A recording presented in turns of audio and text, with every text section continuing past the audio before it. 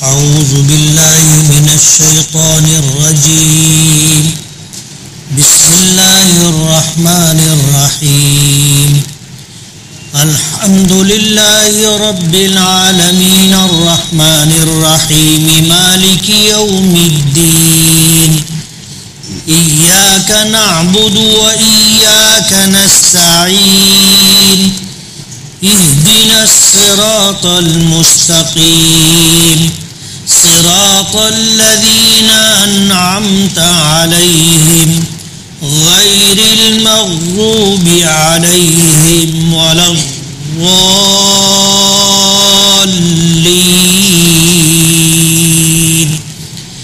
آمين. صدق الله العظيم. سبحانك لا علم لنا إلا ما علمتنا إنك أنت العليم الحكيم. رب اشرح لي صدري ويسر لي أمري واحلل عقدة من لساني يفقهوا قولي. پناہ مانگتا ہوں میں اللہ تعالیٰ کی شیطان مردود سے. شروع کرتا ہوں میں اللہ کے نام سے جو بڑا مہربان بڑی رحمتوں والا ہے. سورہ فاتحہ کی تلاوت کی ہے اور انشاءاللہ اس کا ترجمہ و تفسیر آنے والے دنوں میں ہم بیان کریں گے. درس قرآن پاک کی تکمیل ہوئی الحمدللہ رب العالمین. ایک لمبا عرصہ درس قرآن پاک کی تکمیل میں لگا.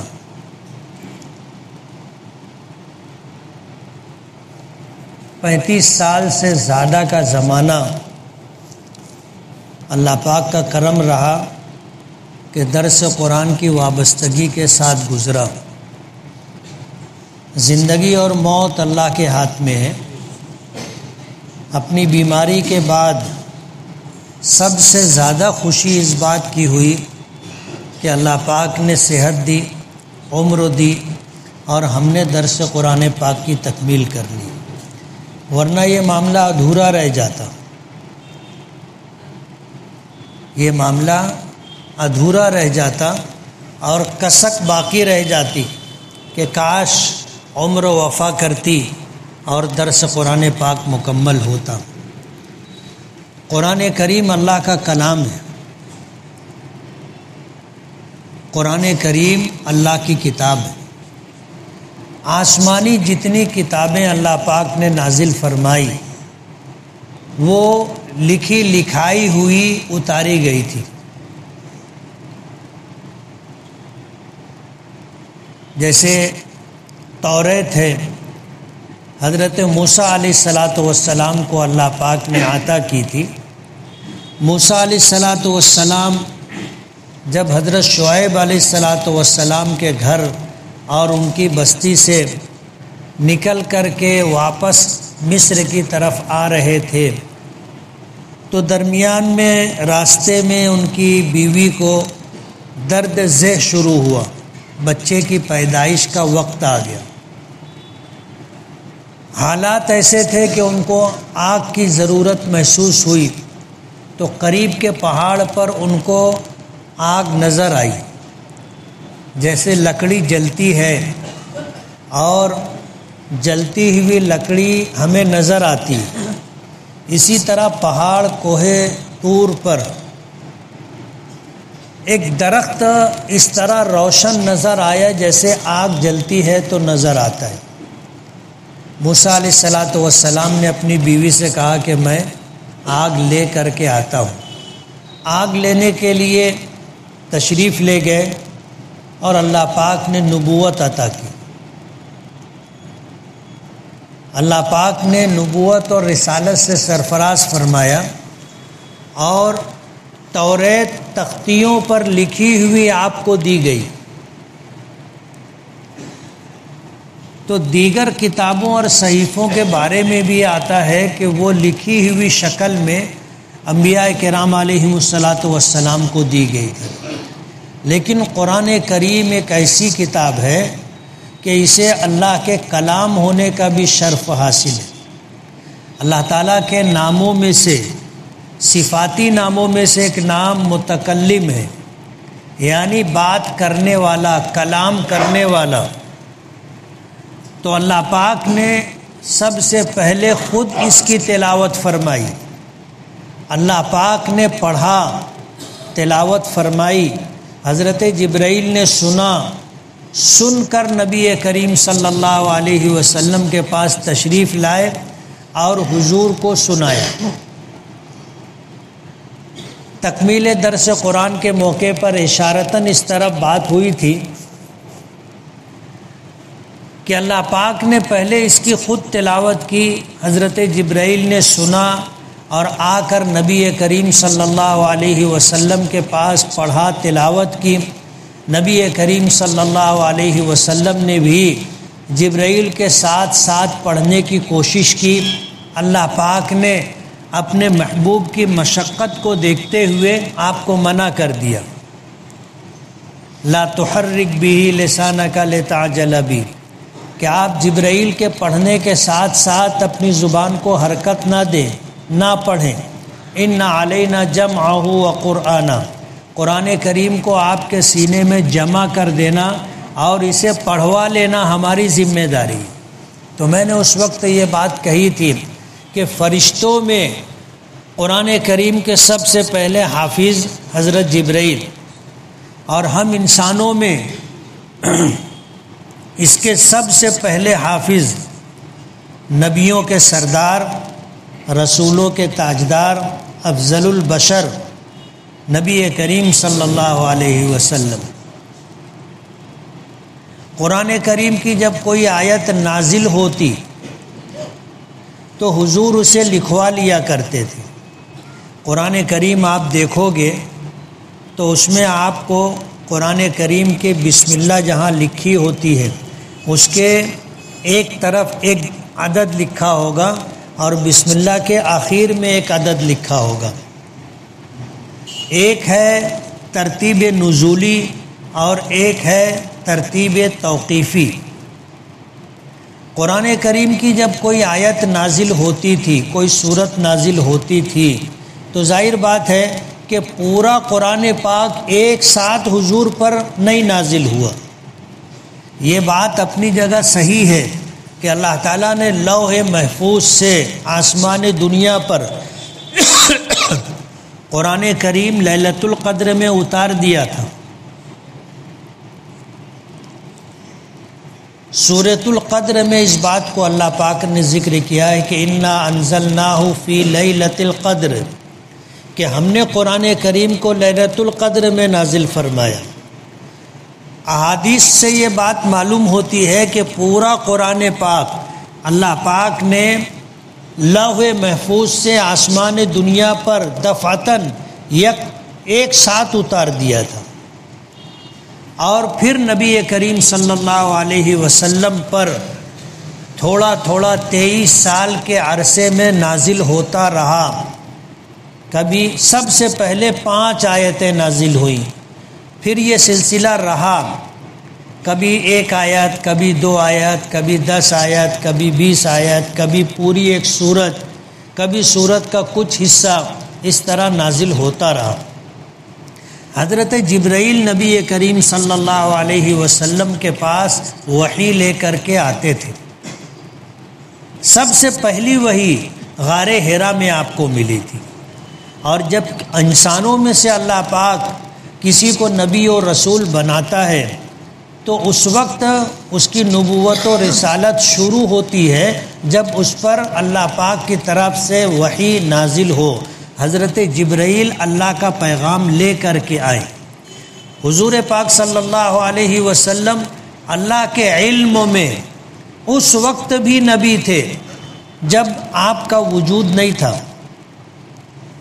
ایک روایت میں آتا ہے کہ حضور نے فرمایا کنت نبیا وآدم بین الماء والطین، کہ میں اس وقت بھی نبی تھا جب حضرت آدم علیہ السلام مٹی اور پانی کے درمیان تھے، یعنی حضرت آدم کو بھی اللہ نے وجود عطا نہیں کیا تھا، اس سے پہلے آپ کا نبی و رسول ہونا اللہ پاک کے علم میں مقدر تھا، طے تھا۔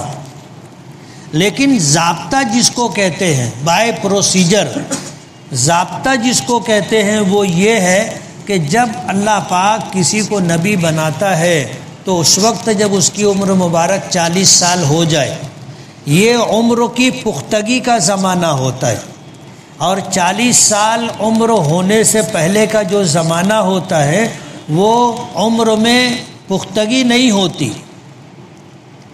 حضور پاک صلی اللہ علیہ وسلم کی جب عمر مبارک 40 سال کے اوپر ہوئی تو آپ کو اللہ پاک نے پہلی وحی نازل فرما کر ضابطے سے آپ کی نبوت اور رسالت ثابت کی۔ واقعہ میں نے سنایا تھا کہ آپ جو ہے 1 مہینہ یا اس سے کچھ زیادہ عرصہ آپ نے غار حرا میں گزارا تھا، اور آپ خود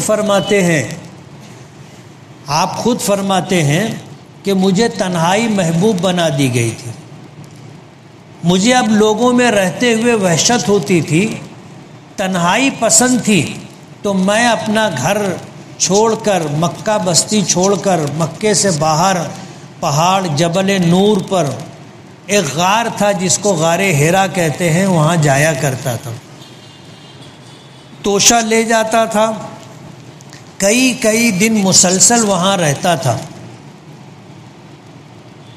توشہ ختم ہو جاتا، میں خود آتا، توشہ لے کے دوبارہ چلے جاتا۔ کبھی ایسا ہوتا تھا کہ حضرت خدیجہ رضی اللہ تعالی عنہا توشہ پہنچا دیا کرتی تھی، تو 1 ماہ سے زائد عرصہ آپ نے غار حرا میں گزارا، اور آپ کی عمر مبارک جب 40 سال مکمل ہو چکی تو اللہ پاک نے حضرت جبرائیل کو پہلی وحی دے کر کے بھیجا، اور پہلی وحی حضرت جبرائیل علیہ السلام لے کر کے آئے تو وہ سورہ اقرا کی ابتدائی 5 آیتیں تھیں۔ حضور پاک صلی اللہ علیہ وسلم پر آیتوں کا، سورتوں کا نزول ہوتا رہا، اور جب آپ پر کوئی آیت یا کوئی سورت نازل ہوتی تو صحابہ کرام میں جو لکھنے والے تھے ان کو آپ بلاتے اور لکھوا لیا کرتے تھے کہ لکھو، مجھ پر ابھی قرآن کریم کی آیات یہ نازل ہوئی یا سورت یہ نازل ہوئی۔ صحابہ کرام کہتے ہیں کہ ہم نبی کریم صلی اللہ علیہ وسلم کے حکم سے آیتوں کو اور نازل شدہ سورتوں کو لکھ لیا کرتے تھے، تو حضور پاک صلی اللہ علیہ وسلم ہمیں بتایا کرتے تھے کہ یہ آیت کس صورت میں کس آیت کے بعد رکھی جائے گی،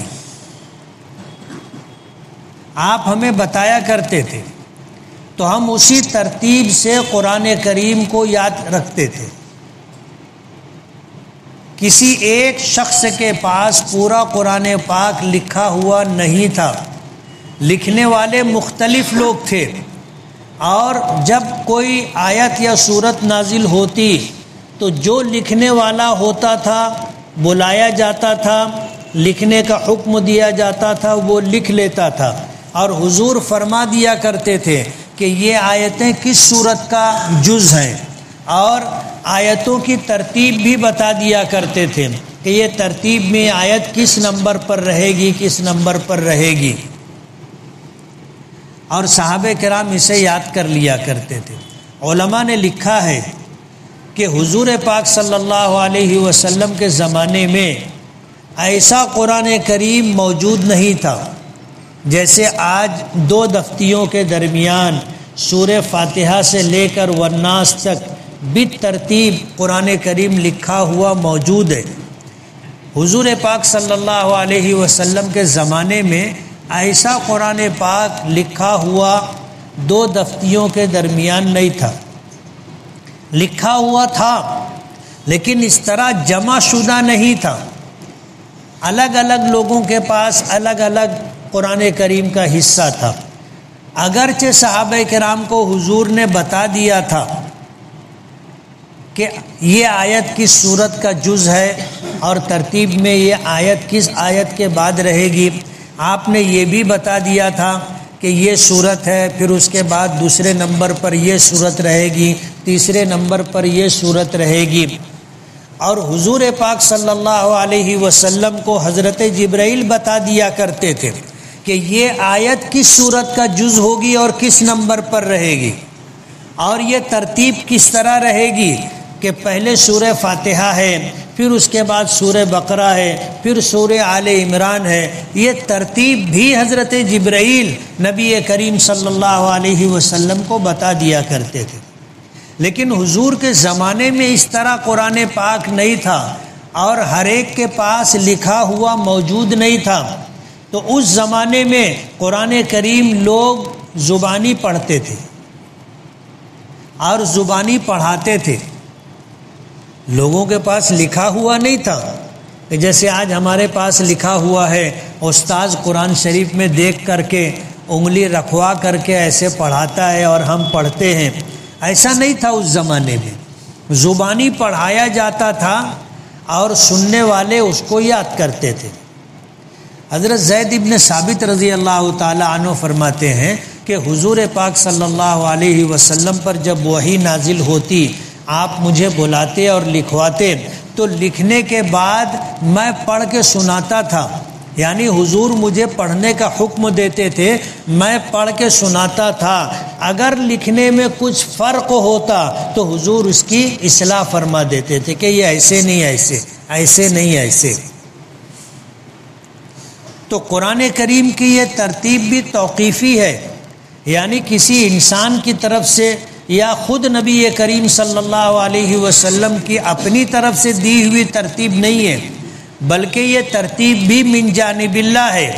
حضرت جبرائیل نے نبی کریم صلی اللہ علیہ وسلم کو بتایا اور پھر آپ کے بتانے پر حضور نے صحابہ کرام کو بتایا، اور صحابہ کرام حضور کی موجودگی میں قرآن کریم پڑھتے تھے اور قرآن کریم پڑھاتے تھے. تو وہ زبانی پڑھنا ہوتا تھا، زبانی پڑھانا ہوتا تھا. جیسے نابینا بچوں کو یاد کرایا جاتا ہے. نابینا بچے حافظ کیسے ہوتے ہیں؟ ان کے سامنے تو قرآن ہوتا نہیں ہے اور وہ کوئی دیکھ کے تو یاد کرتے نہیں ہیں. استاذ ان کو ایک آیت بتاتا ہے، اس ایک آیت کو پڑھ کر کے وہ پڑھتے ہیں. استاد دوسری مرتبہ پڑھاتا ہے، وہ پڑھتے ہیں. تیسری مرتبہ پڑھاتا ہے، وہ پڑھتے ہیں. ایسے بار بار استاذ پڑھاتا ہے اور نابینا شاگرد بار بار پڑھتا ہے تو اس کو یاد ہوتا ہے اور پھر وہ اس کو مسلسل پڑھتے رہتا. جیسے حفظ کرنے والا قرآن کریم میں دیکھ کر کے بار بار پڑھتا رہتا. تو حضور پاک صلی اللہ علیہ وسلم کے زمانے میں قرآن کریم کے پڑھنے اور پڑھانے کا جو رواج تھا وہ آج کے زمانے جیسا نہیں تھا. زبانی قرآن کریم کی آیات پڑھائی جاتی تھی، پڑھنے والے سن کر کے زبانی پڑھتے تھے اور یاد رکھتے تھے.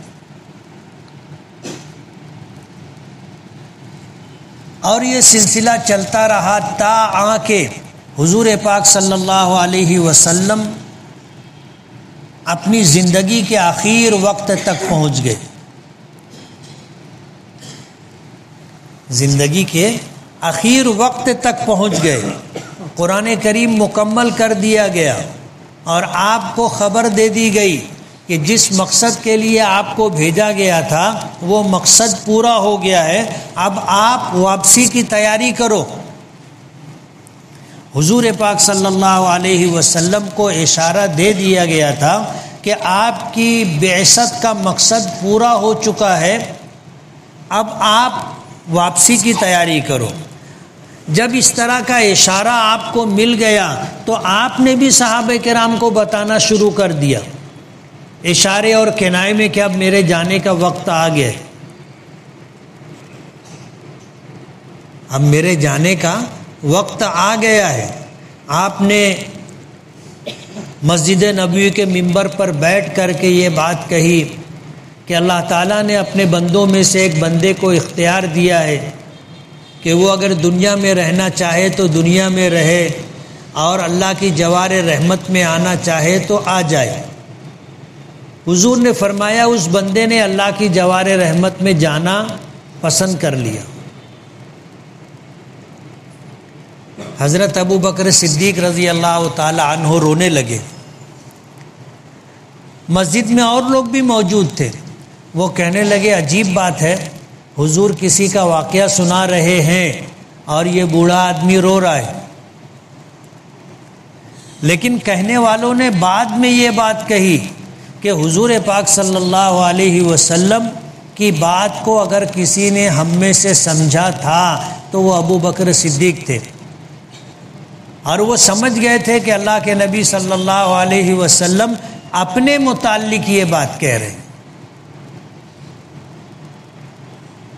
حضور نے حجۃ الوداع کے موقع پر بھی اشارتاً یہ بات کہی، اور حضور نے حضرت معاذ رضی اللہ تعالی عنہ کو جب یمن کا گورنر بنا کر کے بھیجا اور ان کو رخصت کیا تو ساتھ میں چلتے چلتے ان کو بھی یہ بات کہہ دی کہ ہو سکتا ہے معاذ تمہاری اور میری یہ آخری ملاقات ہو، اور اس کے بعد پھر تمہاری اور میری ملاقات نہ ہو سکے۔ آپ لوگوں کو اشارتاً بتانا شروع کر چکے تھے، اور اپنی زندگی کے آخری ایام میں جب آپ کی طبیعت خراب ہوئی تو حضرت فاطمہ رضی اللہ تعالی عنہا رو رہی تھی، تو حضور نے ان کو اپنے قریب بلایا اور بلا کر کے ان کے کان میں یہ بات کہی کہ بیٹی یہ میری زندگی کا آخری وقت ہے۔ اور صحابہ کرام کہتے ہیں کہ جب یہ بات کہی تو حضرت فاطمہ اور رونے لگی۔ پھر حضور نے ان کو دوسری مرتبہ کچھ کہا، بعد میں معلوم ہوا کہ حضور نے فرمایا تھا کہ میرے جانے کے بعد میرے خاندان میں سب سے پہلے تم میرے پاس ملنے کے لیے آؤ گے۔ حضرت فاطمہ رضی اللہ تعالی عنہا 24 سال کی عمر میں انتقال ہوا تھا۔ کیا عمر تھی؟ 24 سال، اور 24 سال کوئی بہت بڑی عمر نہیں ہے۔ اس عمر میں حضرت فاطمہ کا انتقال ہو گیا تھا۔ حضور کے وصال کے بعد حضرت فاطمہ رضی اللہ تعالی عنہا سے حضرت عائشہ رضی اللہ تعالی عنہا نے پوچھا کہ کیا بات تھی کہ حضور نے ایک بات کہی تو تم رونے لگی، پھر حضور نے دوسری بات کہی تو تم ہنسنے لگی۔ تو حضرت فاطمہ رضی اللہ تعالی عنہا نے کہا کہ یہ حضور کا راز تھا، نہیں بتایا۔ بعد میں حضرت عائشہ رضی اللہ تعالی عنہا کے پوچھنے پر حضرت فاطمہ نے یہ بات بتائی کہ حضور نے اپنی بیماری میں مجھ سے کہا تھا کہ بیٹی میرے انتقال کا وقت قریب آ گیا ہے، اب میں چلا جاؤں گا، تو میں رونے لگی، اور پھر مجھے حضور نے روتا ہوا دیکھا تو حضور نے مجھ سے یہ بات کہی کہ میرے بعد میرے خاندان میں سب سے پہلے تم آؤ گی، یعنی تمہارا انتقال ہوگا اور تم مجھ سے آ کر کے ملو گی۔ تو میں ہنسنے لگی، اور ہوا بھی ایسے ہی۔ حضور کے وصال کے کچھ ہی دنوں کے بعد حضرت فاطمہ رضی اللہ تعالی عنہا کا بھی انتقال ہو گیا۔ تو قرآن کریم کا نزول مکمل ہو گیا، آپ کی بعثت کا مقصد پورا ہو گیا، مکہ مکرمہ فتح ہو گیا، لوگ اسلام میں فوج در فوج داخل ہونے لگے، تو اللہ پاک کی طرف سے آپ کو واپسی کا حکم ہو گیا۔ مرض الوفات کے متعلق آتا ہے کہ اللہ کے رسول صلی اللہ علیہ وسلم کی روح قبض کرنے کے لیے جو فرشتہ آیا تھا، اللہ پاک نے اس فرشتے کو حکم دیا تھا کہ تم جا رہے ہو، پہلے گھر میں داخل ہونے سے پہلے سلام کرنا، سلام کا جواب ملے تو اندر آنے کی اجازت مانگنا، اجازت مل جائے تو جا کر کے ہمارا سلام کہنا اور پیغام دینا کہ اللہ پاک آپ سے ملاقات کے مشتاق ہے۔ اگر آنا چاہیں تو روح قبض کر کے لے آنا، نہ آنا چاہیں تو واپس آ جانا۔ اس فرشتے نے اللہ کے حکم کی تعمیل کی، پہلے جا کر کے سلام کیا، حضور نے سلام کا جواب دیا، اندر داخل ہونے کی اجازت چاہی، حضور نے اجازت دی، اندر جانے کے بعد اللہ پاک کی طرف سے سلام پیش کیا اور اللہ پاک کا پیغام دیا کہ اللہ پاک آپ سے ملاقات کے مشتاق ہیں۔ حضرت جبرائیل رضی اللہ تعالی علیہ السلام بھی ساتھ میں تھے۔ علماء بتاتے ہیں کہ نبی کریم صلی اللہ علیہ وسلم نے حضرت جبرائیل سے اشارتاً پوچھا کہ کیا کروں، کیا مشورہ ہے؟ تو حضرت جبرائیل نے کہا کہ چلیے اب۔ تو حضور نے آمادگی ظاہر کی۔ حضرت عائشہ صدیقہ رضی اللہ تعالی عنہا فرماتی ہے کہ حضور میرے حجرے میں تھے، آپ کی زندگی کے آخری اوقات، آخری ایام میرے حجرے میں گزرے، اور یہ جو آخری وقت تھا میں بیٹھی ہوئی تھی چہار زانو، اور حضور میرے بدن کا سہارا لے کر کے اس طرح بیٹھے تھے میرے سہارے سے، اور حضور کی کیفیت یہ تھی کہ ایک پیالہ پانی کا بھرا ہوا رکھا تھا، اور حضور بار بار اپنا دست مبارک پانی میں ڈبوتے، پیالے میں ڈالتے، اور ہاتھ نکال کر چہرے پر پھیرتے اور دعا کرتے، اللہم اعنی علی سکرات الموت، اے اللہ موت کی سختی پر میری مدد فرما۔ حضرت عائشہ رضی اللہ تعالی عنہا فرماتی ہیں کہ میں پہلے ایسا سمجھتی تھی کہ جس شخص کی موت بہت تکلیف کے ساتھ ہو تو وہ گنہگار شخص ہوتا ہے، ایسا میں سمجھتی تھی، لیکن جب میں نے نبی کریم صلی اللہ علیہ وسلم کی حالت اور کیفیت دیکھی تو مجھے اپنا خیال بدلنا پڑا۔ اللہ کے رسول صلی اللہ علیہ وسلم سے زیادہ نیک، متقی، پرہیزگار، سچا اور کون ہوتا؟ اور پھر فرماتی ہے کہ میں نے آپ کی کیفیت بدلی ہوئے محسوس کی، اور یہ وہی وقت تھا جس وقت اللہ کا فرشتہ روح قبض کرنے کے لیے آیا تھا۔ حضرت عائشہ رضی اللہ تعالی عنہا فرماتی ہیں کہ حضور پاک صلی اللہ علیہ وسلم نے اپنا دست مبارک اٹھایا اور کہا اللہم بالرفیق الاعلی، ہاتھ نیچے کیا، پھر فرمایا اللہم بالرفیق الاعلی، پھر ہاتھ نیچے کیا، اور پھر جب تیسری مرتبہ کہا اللہم بالرفیق الاعلی تو ہاتھ گر گیا۔ میں نے حضور کو دیکھا تو حضور ہمارے درمیان نہیں تھی، یعنی روح پرواز کر گئی تھی، روح پرواز کر گئی تھی۔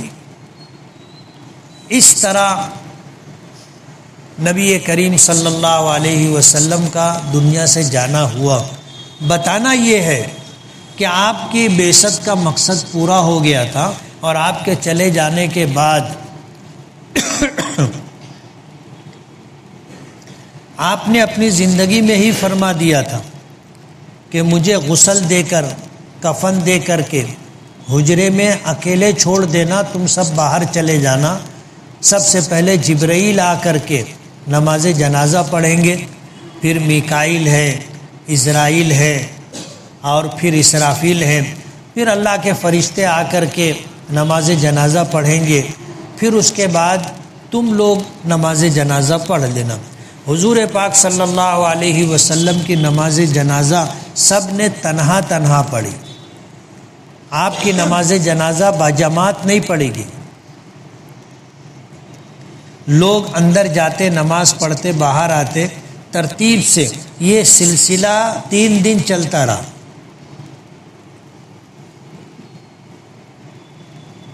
تین دن، اس کے بعد آپ کی تدفین ہوئی۔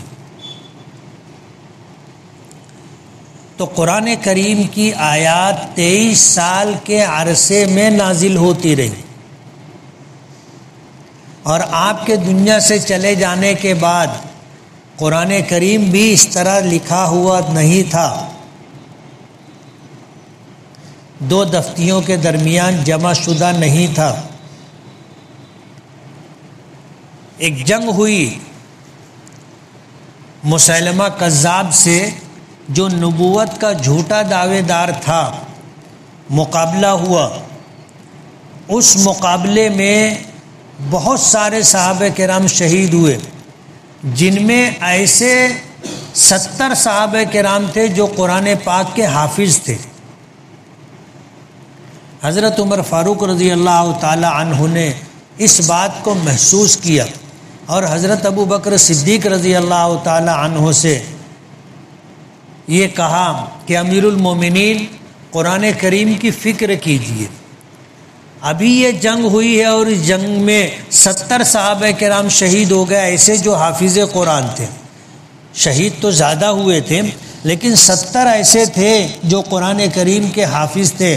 ایسی 2-4 جنگیں اور ہو گئیں اور حفاظ اسی طرح شہید ہوتے رہے تو قرآن کریم کے ضائع ہو جانے کا اندیشہ ہے۔ قرآن کریم کی فکر کیجیے۔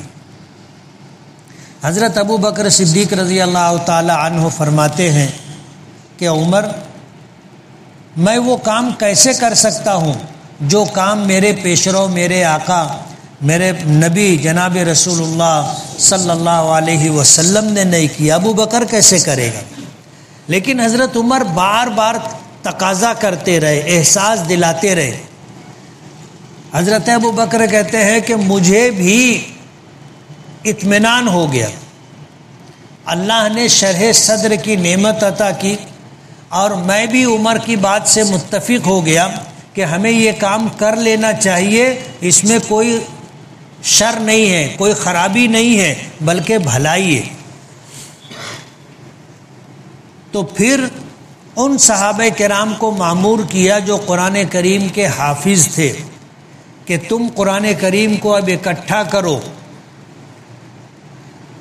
اور اس کے لیے ضابطہ رکھا کہ جب کوئی قرآن کریم کی آیات لے کر کے آئے تو تم اس سے سنو اور لکھنے کے اوپر اس سے گواہ طلب کرو۔ وہ لکھا ہوا لے کر کے آئے اور پیش کرے تو اس پر گواہ طلب کرو۔ وہ اس بات کی گواہی دے کہ جب حضور پر یہ آیت نازل ہوئی تھی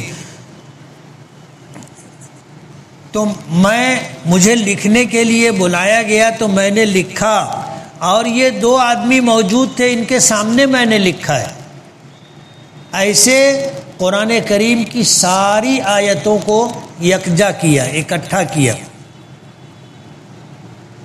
ایک آیت ایسی تھی کہ وہ ایسے صحابی کے پاس تھی جن کے متعلق نبی کریم صلی اللہ علیہ وسلم نے اپنی حیات طیبہ میں فرمایا تھا کہ اس شخص کی گواہی 2 گواہوں کے برابر،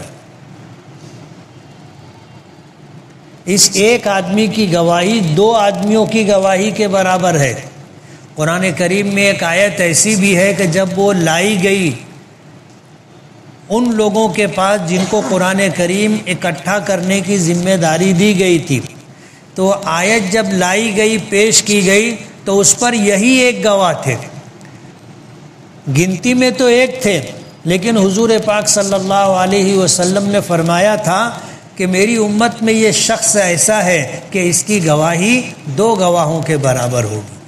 تو قرآن کریم کی تمام آیتیں اس طرح اکٹھا کی گئی اور یہ جمع شدہ آیتیں سورتوں کی شکل میں محفوظ کر لی گئی، اور پھر یہ حضرت ابوبکر صدیق کے پاس لکھی ہوئی شکل میں رہی، اور آپ کے انتقال کے بعد حضرت عمر فاروق رضی اللہ تعالی عنہ کے پاس رہی، اور پھر اس کے بعد حضرت عمر فاروق جب شہید ہو گئے تو یہ جمع شدہ صورتیں حضرت حفصہ رضی اللہ تعالی عنہ کے پاس رہیں جو حضور کی بیٹی تھی۔ اور قرآن کریم پوری دنیا میں زبانی پڑھا جاتا رہا اور پڑھایا جاتا رہا، اور اسلام حضرت عمر کے زمانے میں عرب سے نکل کر کے عجم تک پہنچا تھا۔ حضرت عثمان غنی رضی اللہ تعالی عنہ کا زمانہ آیا، اسلام کو اور وسعت حاصل ہوئی۔ اب قرآن کریم پڑھنے والے عربوں کے علاوہ عجمی ہم جیسے لوگ بھی ہو گئے جن کی زبان عربی نہیں تھی، وہ قرآن کریم پڑھتے تھے تو اس کے طریقے پڑھنے میں اختلافات ہونے لگے۔ تو حضرت عثمان غنی رضی اللہ تعالی عنہ نے حضرت حفصہ رضی اللہ تعالی عنہ کے پاس جو جمع شدہ قرآن کریم صورتوں کی شکل میں تھا وہ منگوایا، اور اس کے بعد یہ قرآن کریم جو ہمارے سامنے ہے اسے لکھوایا اور 2 دفتیوں کے درمیان اسے اکٹھا کر دیا اور 7 نسخے لکھوائے 7 اور عالم اسلام میں اسے بھیج دیا الگ الگ علاقوں میں کہ قرآن کریم اسی کے مطابق پڑھا جائے۔ یہ جو قرآن کریم ہے یہ مصحف عثمانی کہلاتا ہے۔ کیا کہلاتا ہے؟ مصحف عثمانی، یعنی حضرت عثمان غنی رضی اللہ تعالی عنہ نے جو تمام قرآن کریم کی صورتوں آیتوں کو اکٹھا ایک کتاب کی شکل میں جو جمع کیا تو یہ قرآن مصحف عثمانی کہلاتا ہے۔ اور الحمدللہ وہی مصحف عثمانی آج تک چلتا چلا آیا ہے اور انشاءاللہ تا قیام قیامت یہ سلسلہ چلتا رہے گا۔ لوگ اسی طرح قرآن کریم کو مصحف عثمانی کے مطابق پڑھتے رہیں گے، پڑھاتے رہیں گے اور یہ سلسلہ چلتا رہے گا۔ قرب قیامت میں علامات قیامت میں جو بڑی بڑی نشانیاں ہیں اس میں سے ایک نشانی قرآن کریم کا اٹھا لینا بھی ہے کہ جب اللہ یہ طے فرما دیں گے کہ اب قیامت آئے گی اور دنیا ختم کر دی جائے گی تو لوگ رات اس حالت میں سوئیں گے کہ قرآن کریم لکھا ہوا لوگوں نے پڑھا ہوگا، دیکھا ہوگا، لیکن جب صبح ہوگی اٹھیں گے اور قرآن کریم کھولیں گے تو اس کے سارے اوراق سادہ ہو چکے ہوں گے۔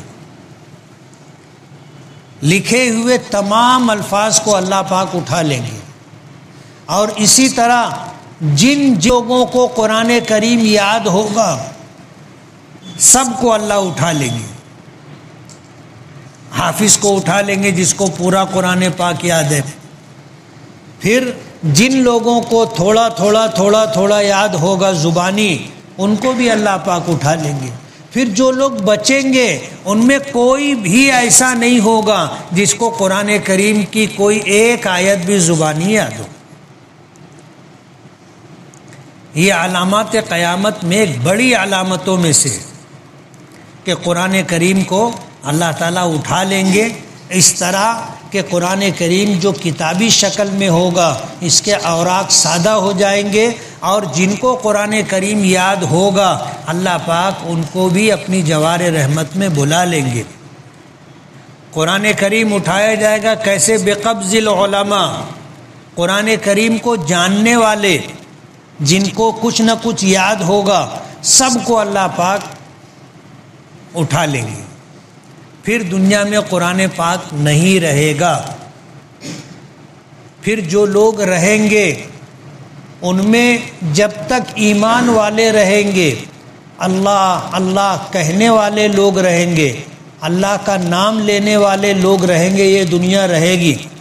جب ایسا ایک شخص بھی باقی نہیں رہے گا جو اللہ کا نام لیوے تو پھر ان کے اوپر قیامت آئے گی۔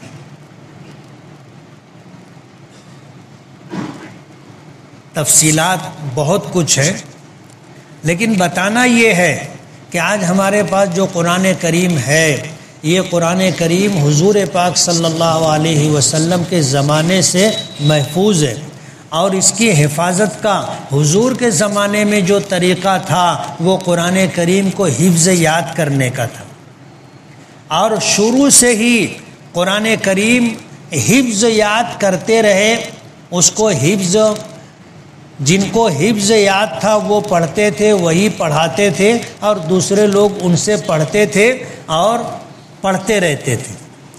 بعد میں پھر اس طرح قرآن کریم لکھا جانے لگا جو ترتیب میں نے بتائی، تو آج ہم لوگ قرآن کریم دیکھ کر کے پڑھتے تھے۔ ہم میں کچھ حافظ بھی ہیں جنہیں پورا قرآن کریم یاد ہے، کچھ ایسے ہیں کہ ان کو چند صورتیں یاد ہیں چھوٹی چھوٹی، ورنہ عام طور پر لوگ قرآن کریم دیکھ کر کے پڑھتے ہیں، دیکھ کر کے پڑھاتے ہیں۔ تو قرآن کریم کو اکٹھا کیا جانا اور قرآن کریم کو یکجا کتابی شکل میں رکھنا اور قرآن کریم کو دیکھ کر کے پڑھنا اور پڑھانا، یہ خلفائے راشدین کے زمانے سے سلسلہ شروع ہوا، ورنہ حضور کے زمانے میں زبانی پڑھتے تھے، پڑھاتے تھے، سننے والے پڑھ لیا کرتے تھے، یہ ترتیب تھی۔ اب ایک تو قرآن پاک مکمل ہمارا ہو گیا، اب کیا کرنا ہے اس سلسلے میں لوگوں کی الگ الگ رائے ہے۔ کچھ لوگ کہتے ہیں کہ مہینے میں 2 ہفتہ درس قرآن ہو، 2 ہفتہ درس حدیث ہو۔ کچھ لوگوں کا یہ کہنا ہے کہ نہیں درس قرآن ہی چلتا رہے، کچھ لوگوں کا یہ کہنا ہے کہ نہیں درس حدیث چلتی رہے، اور کچھ ذمہ داروں کا یہ کہنا ہے کہ جمعرات کے دن عشاء کے بعد جیسے درس قرآن ہوتا تھا ایسے ہی درس قرآن ہوتا رہے، اور جمعہ کی نماز سے پہلے جیسے بیان ہوتا ہے تو وہ بیان درس حدیث کی شکل میں ہو، کہ کوئی ایک حدیث باقاعدہ پڑھی جائے، اس کا ترجمہ کیا جائے اور پھر اسی حدیث کی تشریح کی جائے، اسی پر بیان کیا جائے۔ یہ الگ الگ رائے ہے۔ اب یہ ایک جمعرات ہے، اس کے بعد رمضان سے پہلے ایک جمعرات اور آئے گی، پھر رمضان المبارک آ جائے گا۔ رمضان المبارک میں عشاء کے بعد تراویح کا نظام ہوتا ہے، تو تراویح کا نظام ہوگا تو پھر درس قرآن کی ترتیب باقی نہیں رہتی۔ کبھی ظہر کی نماز کے بعد سوال و جواب کی مجلس ہوتی تھی، پھر کسی وجہ سے وہ مجلس بند کر دی گئی تھی۔ کچھ لوگوں کا تقاضا یہ ہے کہ وہ سوال و جواب کی مجلس رمضان المبارک میں روزانہ ظہر کی نماز کے بعد رکھی جائے، تاکہ جن لوگوں کو مسئلے مسائل معلوم کرنا ہو وہ مسئلے مسائل لکھ کر کے لے آیا کریں، پرچی پر سوال سنا دیا جائے اور جواب بتا دیا جائے، یہ ترتیب باقی رکھی جائے۔ کل مسجد کے ذمہ داران سے اور درس قرآن میں کچھ لوگ جو بہت پابندی سے بہت دنوں سے آتے ہیں، ان لوگوں سے رائے مشورہ کر کے کسی ایک بات پر اتفاق کر کے انشاءاللہ یہ سلسلہ شروع کریں گے۔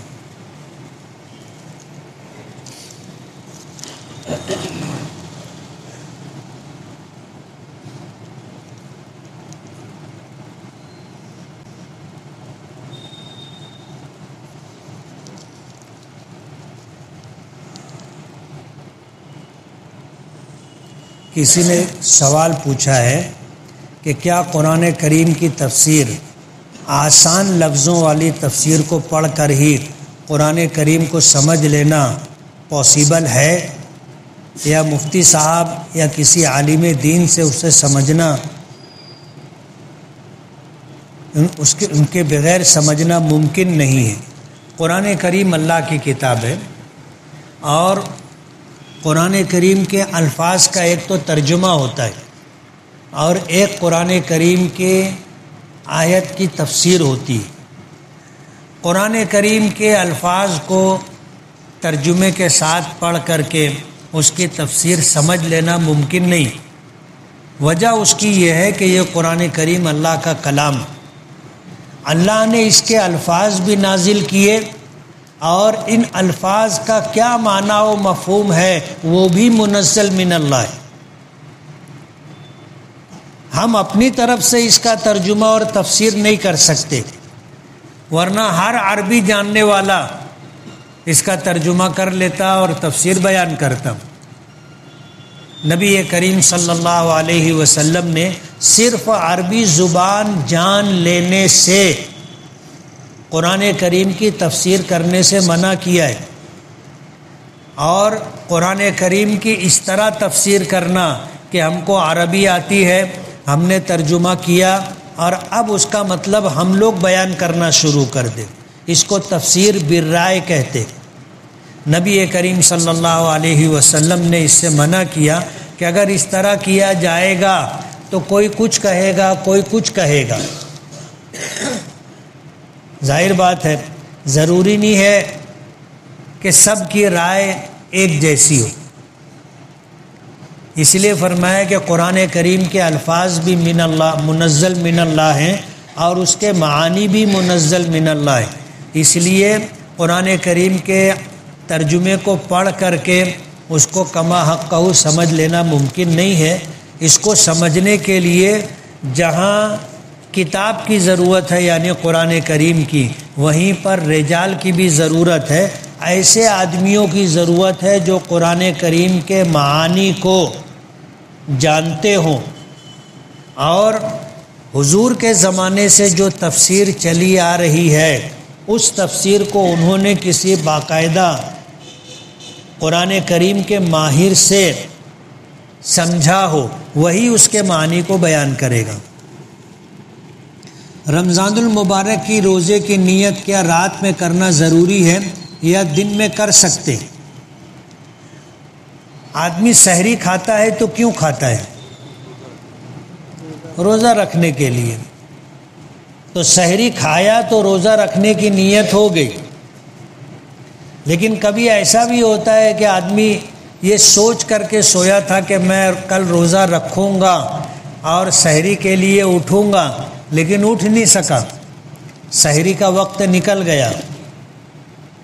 اب فرمایا کہ وہ دن میں بھی ظہوہ کبریٰ سے پہلے نیت کر سکتا ہے۔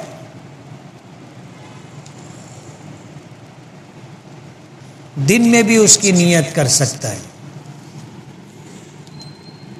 اگر کسی نے لا علمی میں ایسے وقت میں سحری کھائی جب فجر کا وقت ہو گیا تھا تو کیا روزہ ہو جائے گا؟ نہیں ہوگا۔ روزہ شروع کرنے کے لیے صبح صادق سے پہلے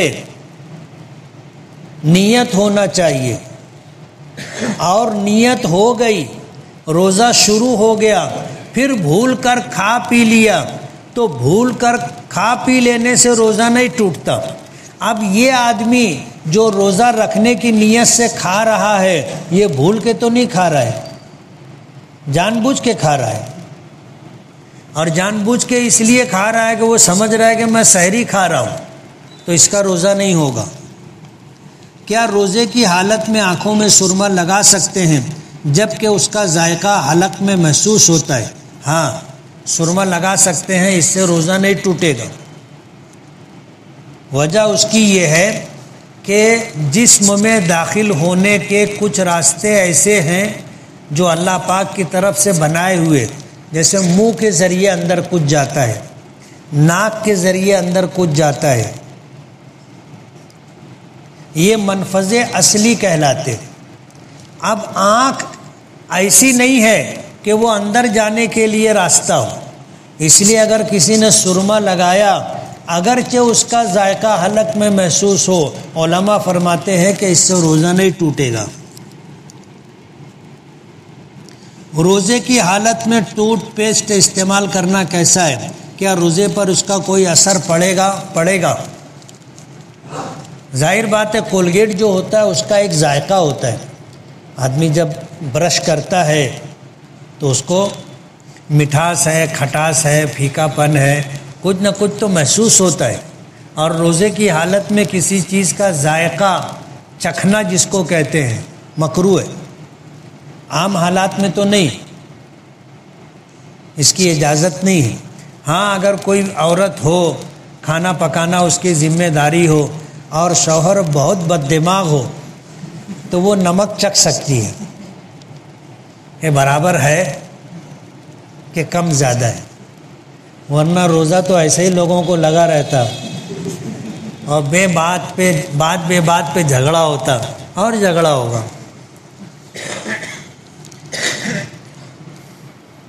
دوران غسل کان یا حلق میں پانی چلا جائے تو کیا روزہ ٹوٹ جائے گا؟ جان بوجھ کر کے اگر ایسا عمل کیا جس سے پانی اندر چلا گیا تو روزہ ٹوٹ جائے گا، اور اگر ہم چاہتے نہیں تھے کہ ایسا ہو لیکن ایسا ہو گیا، ہمارے اختیار کے بغیر چلا گیا، تو اس سے روزہ نہیں ٹوٹے گا۔ روزے کی حالت میں اگر قے یعنی الٹی ہو جائے تو کیا روزہ ٹوٹ جائے گا؟ الٹی ہونے سے روزہ نہیں ٹوٹتا، الٹی کرنے سے روزہ ٹوٹتا ہے۔ اور الٹی کرنے میں بھی اگر منہ بھر کر کے قے ہو، الٹی ہو تو روزہ ٹوٹے گا۔ تھوڑا بہت اگر نکلا منہ بھر کر الٹی نہیں ہوئی تو روزہ نہیں ٹوٹے گا۔ اور اپنے اختیار کے بغیر اگر منہ بھر کے بھی الٹی ہو گئی تو بھی روزہ نہیں ٹوٹے گا۔ روزے کی حالت میں انجیکشن لگا سکتے ہیں؟ لگا سکتے ہیں۔ وجہ اس کی یہ ہے کہ انجیکشن کے ذریعے سے جو دوا جسم میں جا رہی ہے یہ منفذ اصلی سے نہیں جا رہی ہے۔ جیسے آنکھ میں سرما لگائے تو آنکھ اندر پیٹ میں جانے کا کوئی راستہ نہیں ہے، اسی طرح اگر انجیکشن لگایا گیا تو ظاہر بات ہے وہ انجیکشن بھی جہاں سے دوا اندر گئی ہے وہ اندر جانے کا راستہ نہیں ہے، تو روزہ نہیں ٹوٹے گا۔ مغرب کی 1 رکعت امام صاحب کے ساتھ ملی تو 2 رکعت چھوٹی تو اسے کیسے پڑھیں گے؟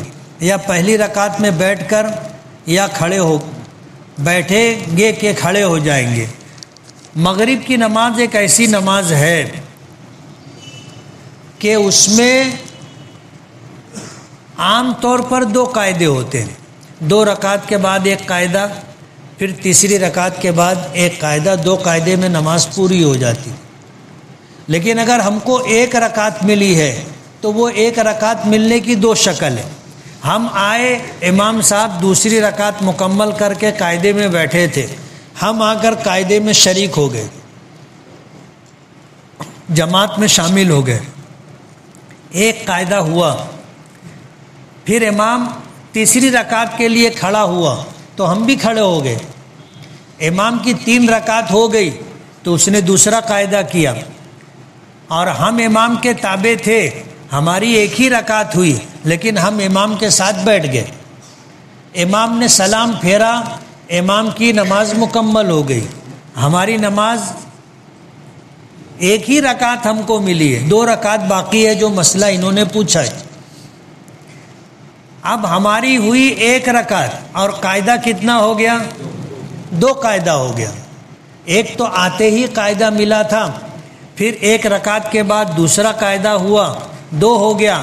اب ہم امام کے سلام پھیرنے کے بعد کھڑے ہوئے تو یہ ہماری دوسری رکعت ہے، دوسری رکعت کے سجدے سے ہم فارغ ہوئے تو یہ 2 رکعت ہماری ہوئی ہے اور 2 رکعت پر بیٹھا جاتا ہے۔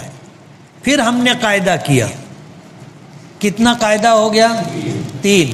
اس کے بعد ہم تیسری رکعت کے لیے کھڑے ہوئے، اب تیسری رکعت کے لیے کھڑے ہوئے، سجدے سے فارغ ہوئے، تو پھر ہم بیٹھیں گے، اس لیے کہ 3 رکعت ہو گئی، لیکن قاعدہ کون سا ہوا؟ یہ 4تھا قاعدہ ہو گیا۔ تو اگر قاعدہ ملا تو یہ ترتیب، نہیں ملا تو بھی یہی ترتیب، قاعدہ ملا تو 4 قاعدے ہو جائیں گے، اور اگر قاعدہ نہیں ملا، تیسری رکعت میں امام تھا، ہم آ کے شامل ہوئے اور اس کے بعد ہم نے امام کے ساتھ 1 رکعت پڑھی اور اس کے بعد 2 رکعت اپنی پڑھی تو ہمارے 3 قاعدے ہوں گے۔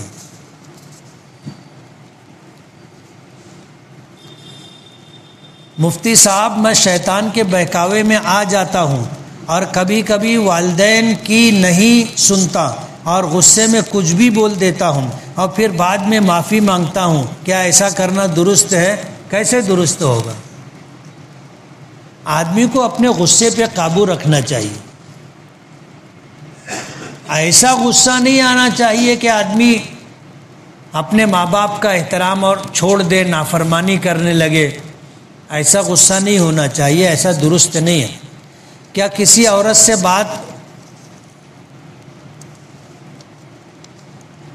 کسی عورت سے بتیا بات کر سکتے ہیں کیا؟ نہیں کر سکتے، بلا ضرورت کسی اجنبی اور پرائی عورت سے بات نہیں کرنا چاہیے، ضرورت ہو تو پردے کے ساتھ بات کریں گے اور جتنی ضرورت ہے اتنی ہی بات کریں گے، آدھا آدھا گھنٹے بات نہیں کریں گے. سمجھے نا؟ کس عمر میں بچوں کا داخلہ کرانا چاہیے اسکول یا مدارس میں؟ جب پڑھنے کی عمر ہو جائے. ہمارے بڑوں کا طریقہ یہی تھا کہ جب بچہ سمجھنے لگتا تھا تو اس کو پڑھاتے تھے، اور اب تو ایسا ہے کہ 4 سال کی عمر میں ہی، اب اس سے پہلے نرسری بھی چالو کر دیے نا. بچے کھیلنے کی عمر ان کی کھیلے بغیر گزر جاتی ہے. نکاح میں مہر کتنی ہونی چاہیے؟ کم سے کم مہر کی حد مقرر ہے، 10 درہم سے کم مہر نہیں ہوگا، یعنی 3.5 تولہ چاندی سے کم مہر نہیں ہوگا، اور زیادہ کی کوئی حد نہیں ہے. ہر آدمی اپنی حیثیت کے مطابق مہر رکھ سکتا ہے. اگر کوئی پوری دنیا مہر میں رکھنا چاہے تو رکھ سکتا ہے، یہ الگ بات ہے کہ وہ دے نہیں پائے گا. حضور نے اللہ پاک کو دیکھا ہے معراج میں. علماء کا اس میں اختلاف ہے. علماء کی ایک جماعت کہتی ہے کہ ہاں حضور نے اللہ پاک کو دیکھا تھا،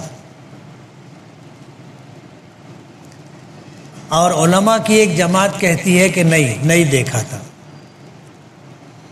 اب ظاہر بات ہے ہمارے پاس ایسا کوئی پیمانہ نہیں ہے، ایسا کوئی علم نہیں ہے، اتنا علم نہیں ہے کہ ہم فیصلہ کریں کہ ان کی بات صحیح ہے کہ ان کی بات صحیح ہے. اس لیے دیکھا ہے علماء کی ایک جماعت کہتی ہے، نہیں دیکھا ہے علماء کی دوسری جماعت کہتی ہے. حدیث پاک میں ایک لفظ ہے، جملہ ہے ایک، جس کو 2 طریقے سے پڑھا جاتا ہے. ایک تو ہے نور انا یورا، کہ اللہ پاک نور ہے، انہیں کیسے دیکھا جا سکتا ہے. جو علماء اس طرح پڑھتے ہیں وہ کہتے ہیں کہ حضور نے اللہ کو دیکھا نہیں تھا. اور اس لفظ کو کچھ لوگ پڑھتے ہیں نورانی اورا، کہ اللہ تعالیٰ ایک نور ہے، جس نور کو حضور نے دیکھا تھا. تو وہ کہتے ہیں کہ حضور نے اللہ کو دیکھا ہے. اب ہم فیصلہ نہیں کر سکتے کہ دیکھا کہ نہیں دیکھا. مغرب اور عشاء کی نماز کے بعد نکاح ہو سکتا ہے؟ آدمی نکاح کر سکتا ہے. تہجد کے وقت بھی نکاح ہو سکتا ہے. نکاح ایجاب و قبول کا نام ہے، اس کے لیے کچھ شرطیں ہیں. ان شرطوں کے ساتھ آدمی نکاح کرے، پھر دن میں ایجاب و قبول کرے، رات میں ایجاب و قبول کرے، نماز سے پہلے ایجاب و قبول کرے، نماز کے بعد ایجاب و قبول کرے، مسجد میں ایجاب و قبول کرے، مسجد کے باہر ایجاب و قبول کرے، نکاح ہو جائے گا. 2 گواہ ہونا شرط ہے، 2 گواہ ہونا شرط ہے. بغیر 2 گواہوں کے اگر ایک اجنبی مرد اور ایک اجنبی عورت یہی ہیں اور یہ ایجاب و قبول کرے، نکاح نہیں ہوگا. یہ ایجاب و قبول کرے، ان کا ایجاب و قبول کم سے کم 2 آدمی سنے. جیسے ہمارے یہاں کتنے گواہ رہتے ہیں نکاح میں؟ 2. حالانکہ نکاح کے گواہ پوری مسجد ہے. جب وہ امام صاحب بولتے ہیں کہ اتنے مہر پر تمہارے نکاح میں دیا، یہ ایجاب ہے، اور دولہا بولتا ہے میں نے قبول کیا، یہ قبول ہے، اس سے نکاح ہوتا ہے. اور جتنے لوگ مجلس میں شریک ہیں سب گواہ ہیں. لیکن وہ 2 گواہ جو لکھے جاتے نا، وہ اس لیے تاکہ متعین رہے. کبھی اگر خدا نخواستہ کوئی بات آ گئی اور ضرورت پڑی کہ نکاح ہوا ہے تو گواہی کون دے گا؟ اس لیے وہ 2 آدمی متعین کرنے کے لیے ان کا نام لکھ لیا جاتا ہے.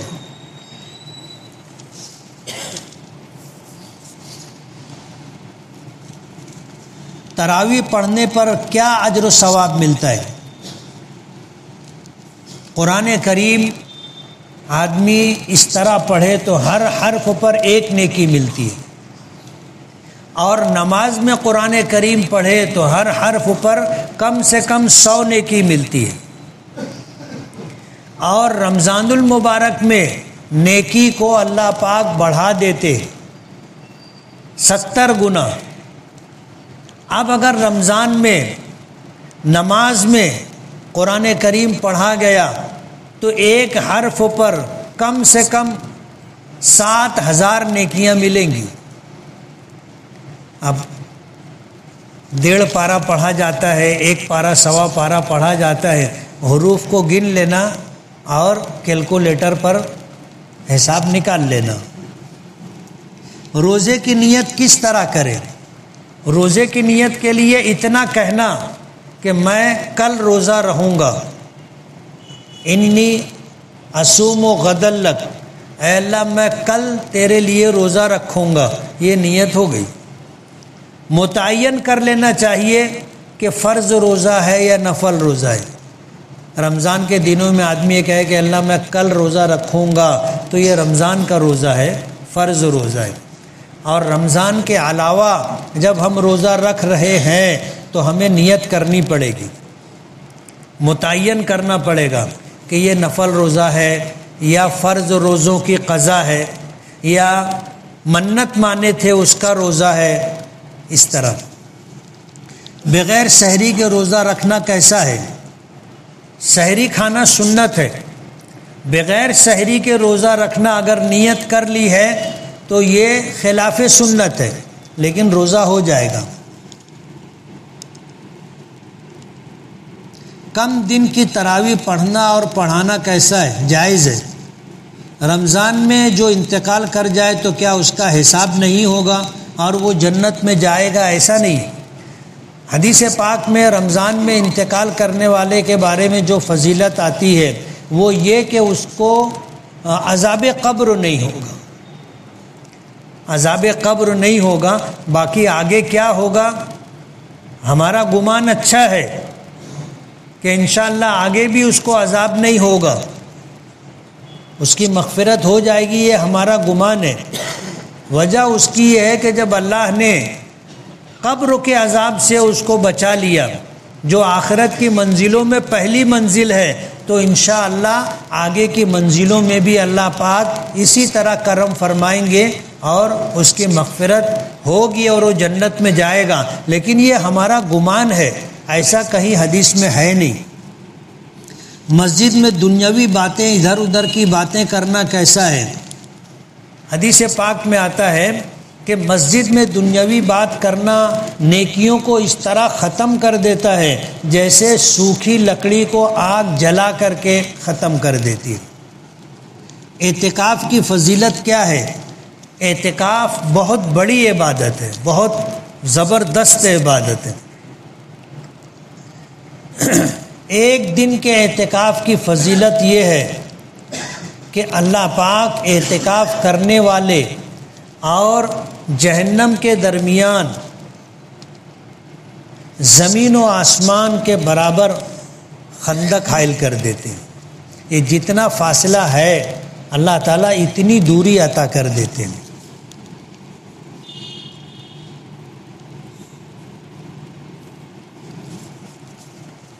حضور کے روضے پر جو شخص کے چہرے پہ داڑھی نہیں ہے تو کیا حضور اس کے سلام کا جواب نہیں دیتے؟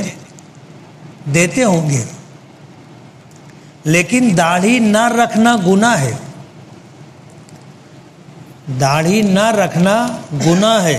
نبی کریم صلی اللہ علیہ وسلم نے داڑھی رکھی تھی اور آپ کے داڑھی رکھنے کی وجہ سے علماء نے اس کو واجب قرار دیا ہے۔ اب جو آدمی داڑھی نہیں رکھتا وہ واجب کو چھوڑ رہا ہے، اس لیے گنہگار ہے۔ اور اگر داڑھی رکھنا آپ کو پسند نہیں ہے تو حضور کے چہرے مبارک پر داڑھی تھی، گویا آپ کو حضور کا چہرہ پسند نہیں ہے، تو پھر کیا ضرورت ہے سلام کرنے جانے کی؟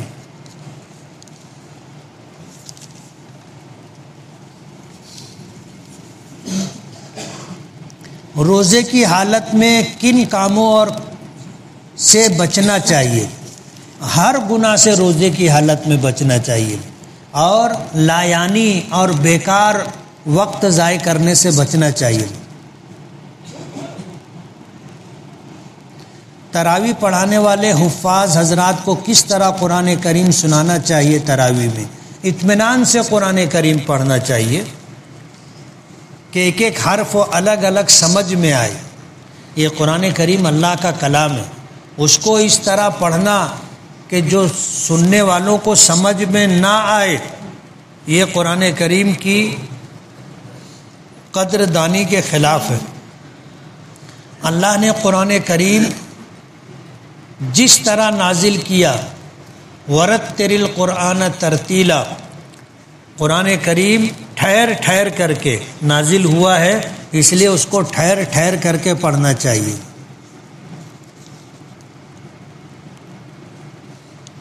بھول نہ جائے اس لیے حافظ جلدی جلدی پڑھتا ہے۔ یاد کرنے کے وقت جیسے یاد کرو گے ویسے پڑھنے کی عادت رہے گی۔ اب جو حفاظ یاد کرنے میں جلدی جلدی پڑھتے ہیں تو ان کو عادت ہو جاتی جلدی پڑھنے کی، وہ اطمینان سے پڑھیں گے تو بھول جائیں گے۔